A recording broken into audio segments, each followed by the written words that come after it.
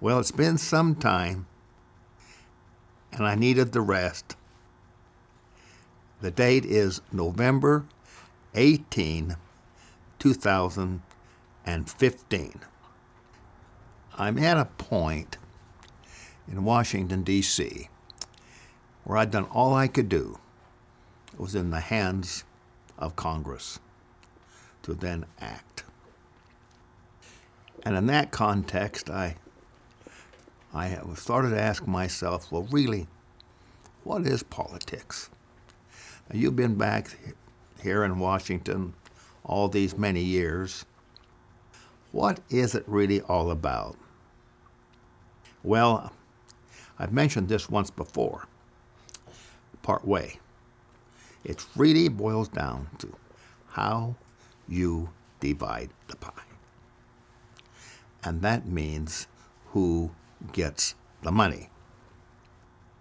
And its determinant is pressure, which makes the deciding factor of how the pie will be divided. The next element to me is who can tell the best story. And both of them you can ask, and why, and why. And thus it's, in that process you gain more support if you can tell the best story. Sometimes the stories are false, and sometimes they're truth, and sometimes, and most of the time, they're a mixture. And that is what is called the compromise. And in our system of government, it generally boils down to that, or we don't get anything done. So the art of the compromise, or the art of the deal, if you want to call it that, is critical. Well, the next thing I think is how deeply motivated you are in the context of survival. Some people don't have much to lose either way, and others, it's everything. In my case, it was everything. It's either that, I win, or I'm bankrupt. I was motivated. I had to win. There was no way around that one. And I believe that when we talk about this survival, it's either win or lose, it's eat or starve, and it is also how you're able to survive being abused to the degree you're abused or not abused. So there's a lot of factors there. But I really was motivated. Well, here I am, facing the reality that life is a battle and that we live in a battleground. That's for sure. It's called opposition in all things. We've been taught that as Mormon people from day one, because it's very clear in the Book of Mormon. And I've thought a lot about that. And C.S. Lewis made the statement that enemy dash occupied territories. The enemy is always there. And therefore, that's what the world really is. We are dealing with enemies. And everyone knows how wonderful C.S. Lewis was, great English theologian and philosopher at Oxford. And in our culture, he's been quoted many times by various general authorities in their speeches. C.S. Lewis. Well, I, early in the game, in terms of the battle and everything, I'm thinking of The Law of the Jungle, written by Kipling. There's only just a little portion I'd like to quote. and that law of the jungle. This is the law of the jungle, as old and as true as the sky. And the wolf that shall live it may prosper, but the wolf that does not must die.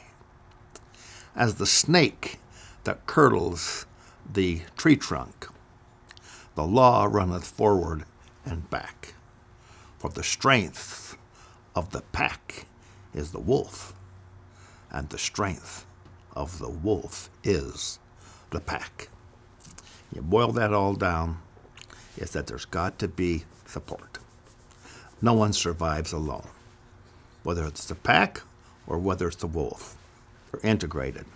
It takes all to make the law of the jungle work. Well,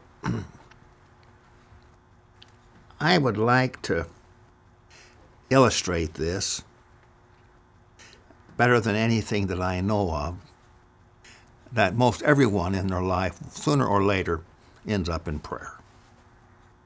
The need for support beyond this life. And I prayed a lot, like most people pray a lot, depending upon their circumstances. But it was just the other day I ran across a prayer by General George Patton in Second World fame. He was the greatest field marshal in the entire Second World. He was the most feared by the Germans, and the German hierarchy realized he was smarter than any of their generals. He had this power within him, the will that Patton had. He was aggressive. Now, if I could define will is agency in action. That's what it is.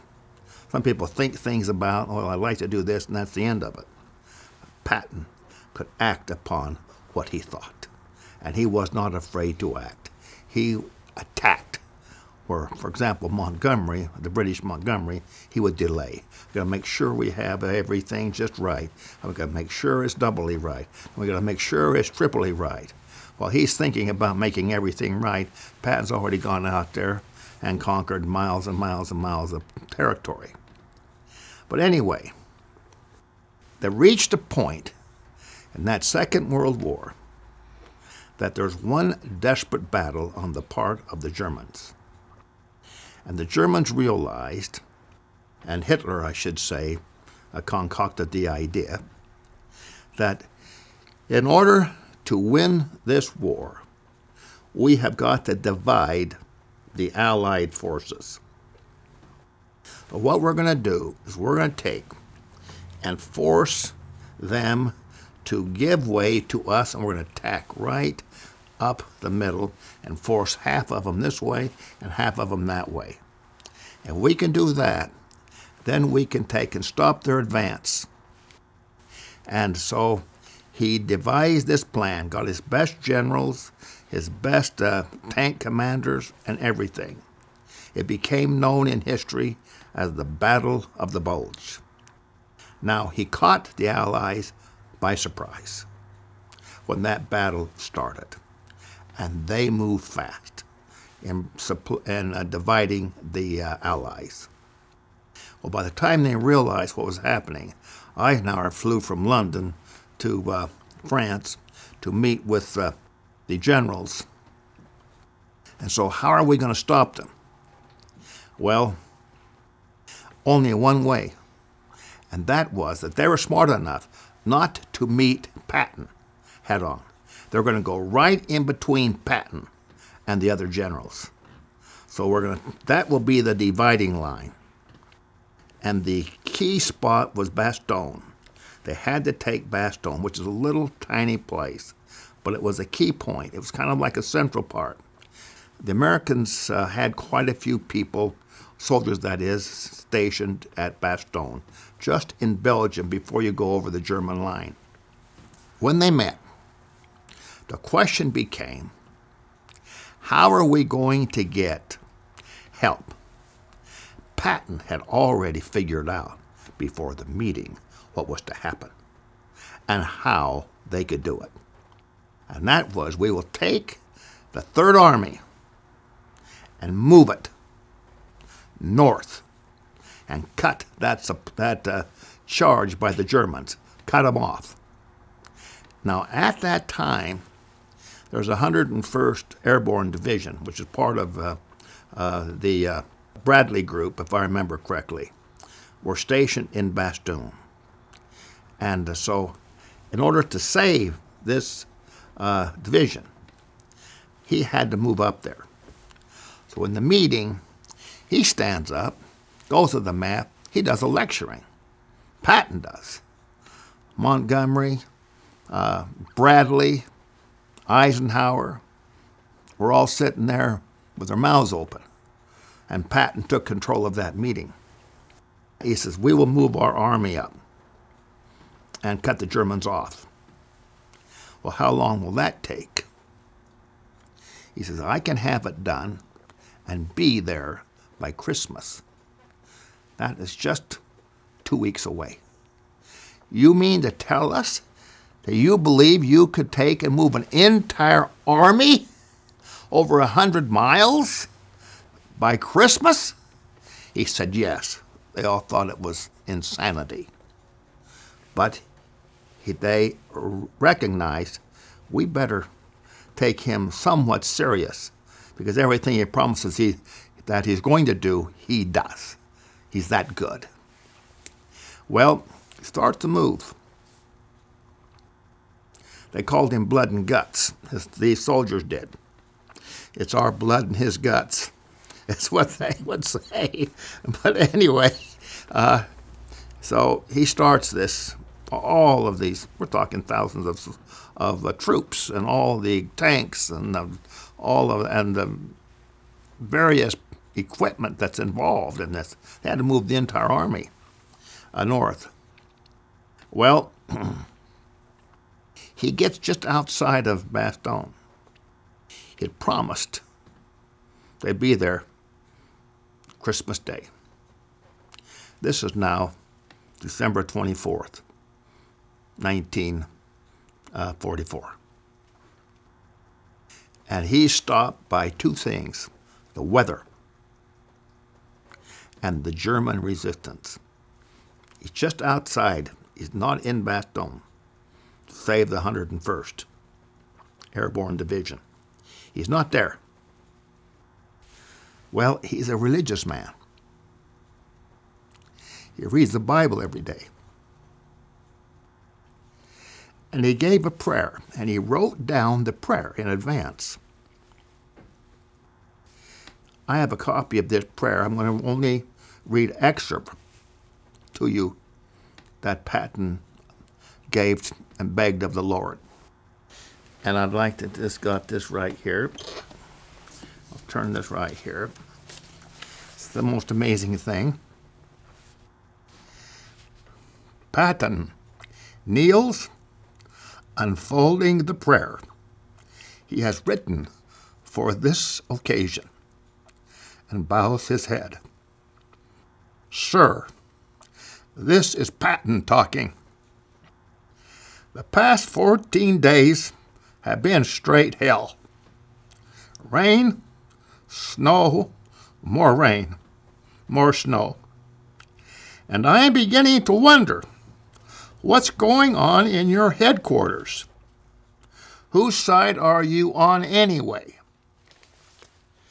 Well, then it continues. And these last words, in my opinion, is a prayer for the ages. Damn it, sir, I can't fight a shadow. Without your cooperation, from a weather standpoint, I am deprived of accurate disposition of the German armies. And how in the hell can I be intelligent in my attack? All of this probably sounds unreasonable to you, but I have lost all patience with your chaplains who insist that this is a typical Ardennes winter, that I must have faith. Faith and patience be damned. You have just got to make up your mind whose side you are on. You must come to my assistance, so that I may dispatch of the entire German army as a birthday present to your Prince of Peace.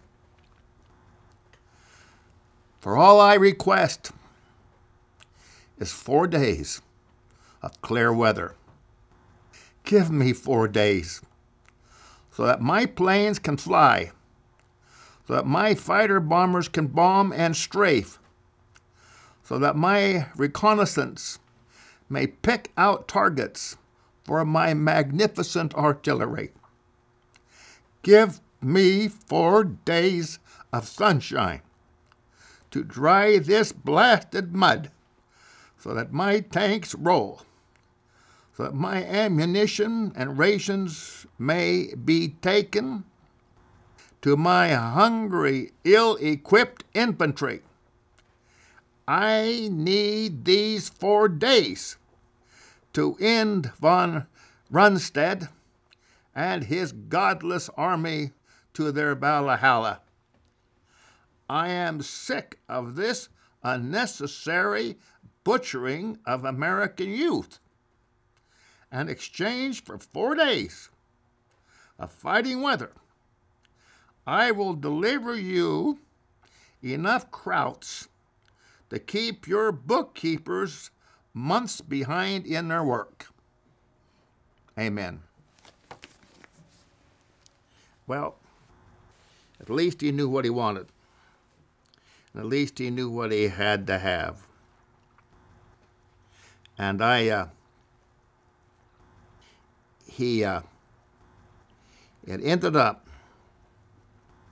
that the weather changed slowly, which ended up being a blessing, because it also kept the Germans from getting in to Bastogne and destroying that 101st Artillery Group. Until Patton got settled, his soldiers just enough rested, and then the weather lifted, and he attacked. And he dispensed of Hitler's dream and their last effort, and in my opinion, that indeed was the crowning point of the Western offense, and only he could have done it. No other general could have done what Patton did. It's an amazing thing, amazing story.